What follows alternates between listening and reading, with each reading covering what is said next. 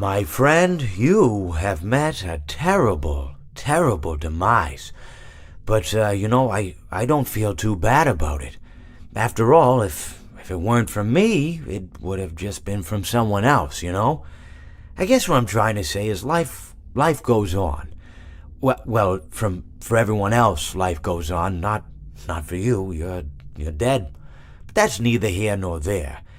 It reminds me of one summer day in the park. I was having just a delightful picnic with my good friend Orville. And I said to him, Orville, I have a story. And he said to me, what's the significance of the story? And I said to him, Orville, not every story has to have significance, you know? Sometimes a story is just a story. If you try to read into every little thing and find meaning in everything anyone says, you'll just drive yourself crazy. I had a friend do it once. Wasn't pretty. We talked about it for years. And not only that, but you'll likely end up believing something you shouldn't believe and thinking something you shouldn't think, or assuming something you shouldn't assume, you know? Sometimes, I said, a story is just a story. So just be quiet for 1 second of your life and eat your sandwich, okay? Of course, it was only then I realized I made sandwiches, and poor Orville was having such difficulty eating it. Elephants have those clumsy hands, you know? Actually, I suppose that's the problem. They don't have hands at all, do they? They're all feet. I couldn't imagine someone asking me to eat a sandwich with my feet. Now, if I recall correctly, there was a bakery nearby. I said to him, Orville, let me go get you some rye bread.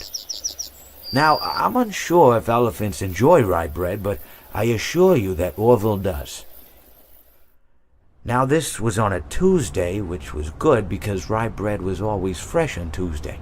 They made sourdough bread on Monday and threw it out Wednesday, or rather they sold it at a discount for people wanting to feed the ducks, and then probably at the end of the day, finally they threw it all out. I don't recall.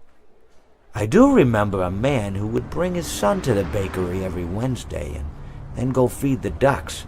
He would buy all of the sourdough bread. Of course, you're not supposed to feed the ducks sourdough bread at all. It swells up in their stomach and then they all die. At least that's what I've heard. I never saw any ducks die myself, but I did notice a substantial decrease in the duck population over the course of a few years. I just never thought to stop the man and tell him that he was killing the ducks by feeding them sourdough bread. And if you want my opinion on the matter, and I told Orville this as well, if you want to feed ducks, or birds, or any kind for that matter, it's best to buy seed. I mean, when you think about it, breads of any sort don't occur in nature.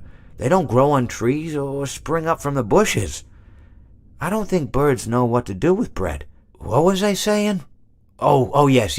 So I bought Orville some rye bread. What a fine day it was.